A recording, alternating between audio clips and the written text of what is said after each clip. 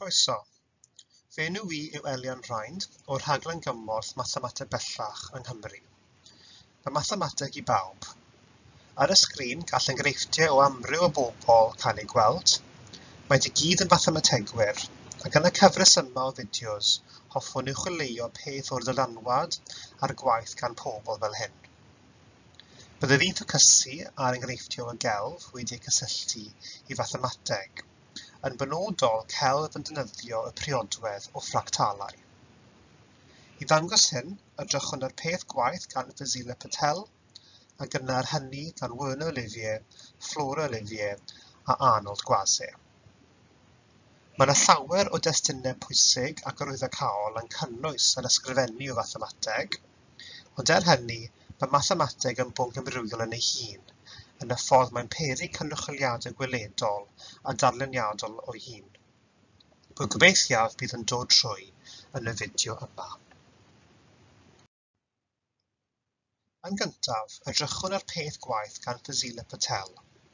Mae hi'n athrawes Ysgol Uwchradd Mathemateg yn Academi Kansas City yn Missouri yn yr Unol Daleithiau.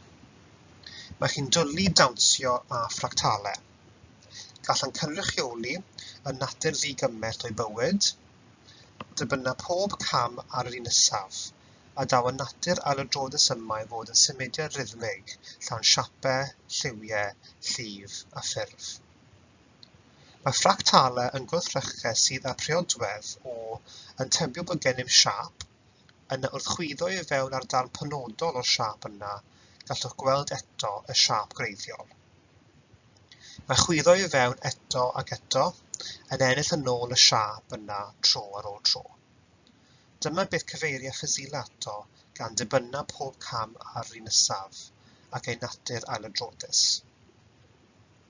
Ymddangosau priodweddau ailadroddus mewn amrywiaeth o ardaloedd o mathemateg, ond enghraifft nodweddiadol yw o fewn dilyniannau o rhifau, lle caiff rhif mewn dilyniant ei cynhyrchu yn defnyddio termau blaenorol o fewn y dilyniant yna. Enghraifft enwog iawn o hyn yw'r dilyniant Fibonacci, lle mae adio dau rhif yn rhoi y rhif nesaf yn y dilyniant. Yn berthynol i beth dwedais yn cynharach, roedd y gwaith Fazila a'r ffractalau cyflwynod gweledol ar ailadrodd, yn hytrach nag enghraifft wedi'i ysgrifennu fel y gwelwn ar y sgrin.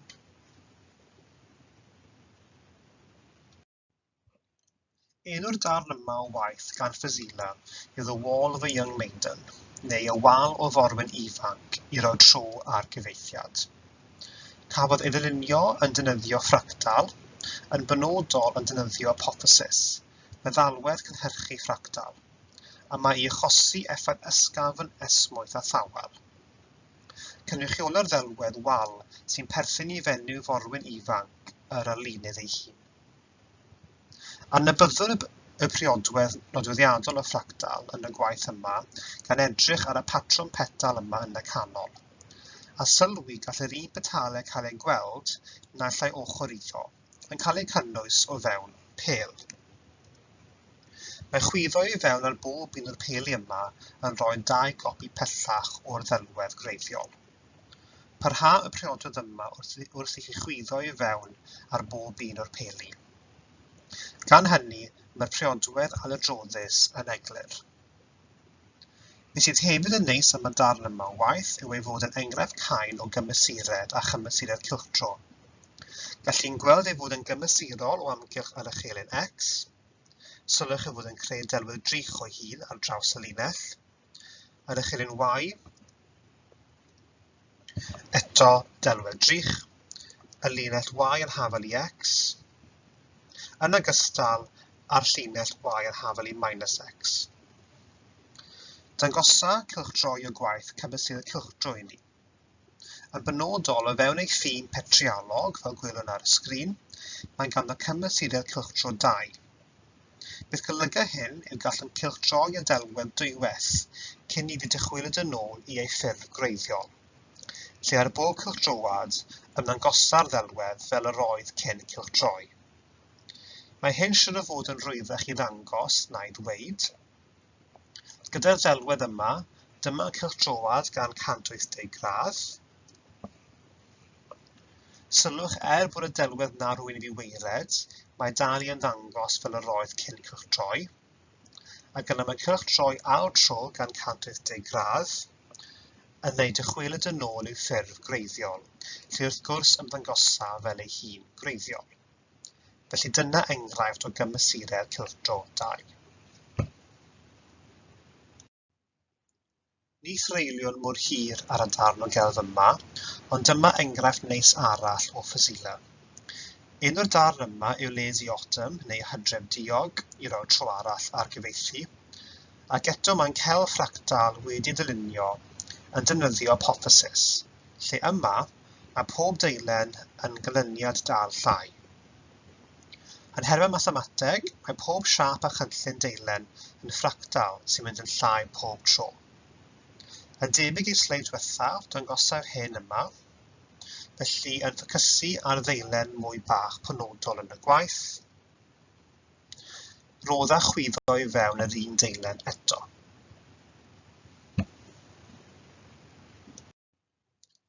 Parahon y thema o ffractalau trwy edrych ar un darn olaf o gelf. Dyma ffractal tessellatum Africa gan Werner Olivier, Flora Olivier a Arnold Gwaze. Byddaf yn siarad mwy am yr alunwyr yma ar y sleid nesaf. Caiff y priodwedd alydroddus o ffractal ei gweld yn y siap o'r map o Affrica. Nodwch o fewn pob siap o'r map yn cael ei gynnwys i'r siap pellach mwy fach o'r map. Mae'r gwaith yma'n enghraifft da o batrymau addurnol geometrig wedi defnyddio a ddeunydd neu ddeunyddiau naturiol mewn cyfrwng cymysg, megis cregyn fôr a gleiniau hedyn, a chaiff eisoes ei defnyddio'n eang mewn Chelf o Affrica. Nodwedd arall o'r darn yw defnyddiau brithwaith ar hyd y patrwm ffractal, a chafodd ei gwneud gyda defnydd traddodiadol de-Affrica shwe sy'n cynrychioli y dathliad bywiog ac amrywiol o batrymau mathemategol ar gyfandir Affrica. I feddwl mwy amdano'r alunwyr ei hun, yr ysbrydoliaeth y tu ôl i'r gwaith celf yma yw awydd i gydweithio i greu datganiad affrigreiddiol am gysylltiadau hanesyddol rhwng mathemateg a chelf. Mae hyn yn glir i weld pan yn gwybod mwy amdano ei cefndir. Mae'n cael ei cyflogi ym Mhrifysgol Nelson Mandela ym Mhorthladd Elizabeth yn Ne Affrica. Ac yn ei gwaith academaeth, mae'n gweithio â ddysgwyr o gymunedau tlawd. Yn cael ei gynnwys yn hyn yw hybu addysg STEAM, yn ogystal â ddysgu trwy profiad ac arsylwad gyda dyluniadau datrys problemau yn defnyddio brithweithiau, ffractalau a siapau geometrig arall o ddechreuadau diwylliannol. Fel nodyn cyflym, addysg STEAM yw ffordd o ddysgu yn defnyddio gwyddoniaeth, technoleg, peirianneg, y celfyddydau a maths i annog myfyrwyr i holi, i ymddiddan a dadansoddi wrth feddwl. Yn cyfeirio i'r llun ar y sgrin, Werner Olivier sydd ar y chwith, mae'n mathemategwr sy'n hoff o weithio a chelf mewn addysg STEAM, Flora Olivier sydd yn y canol a mae hi'n peiriannydd trydanol sydd wedi ymddeol ac arlunydd, ac ar y dde yw Arnold Gwaze, a ddysgwr maths, un y brwdfrydrig am STEAM ac arlunydd amatur. Daw nawr i'r ddiwedd o'r cyflwyniad byr yma a'r peth mathemategwyr y cysylltu celf i fathemateg. Yma nododd peth dylenni a ffynyllau dynyddiol i ymwneud â'r gwaith gwelwn yn y fideo yma. Un nodweddiadol yw'r un cyntaf, pwy oedd y prif ffynhonnell a ddefnyddiwyd i greu y fideo yma. Mae'r Bridges Linz 2019 yn catalog o weithiau celf lle cysyllta pob un rhyw celf i ryw mathemateg. Mae'r gwaith celf yn y fideo yma yn dim ond yn sampl bach o'r celf amrywiol gall y darganfod yn y llyfr yma. Yn benodol, cafodd y dyfyniadau fe wnaethon gweld yn y fideo yma eu cymryd o'r tudalennau yn y llyfr amdano'r celf a'r alunwyr trafodaeth. Mae'r alpwyd yn ddolen i oriel ar-lein o'r gwaith a welwyd yn Bridges Linz 2019, a mae ganddo celf o arddangosfeydd o fynyddoedd eraill hefyd. Felly hyd yn oed mwy o gelf a mathemateg i archwilio fan hyn. Mae'r trydydd pwyd yn ddolen i fideo YouTube o enghraifft enwog o'r priodwedd alydrodus a ffractal, y set Mandelbrot. Felly gall hynny fod yn edrychiad hwyl a falle weddol mesmeraidd.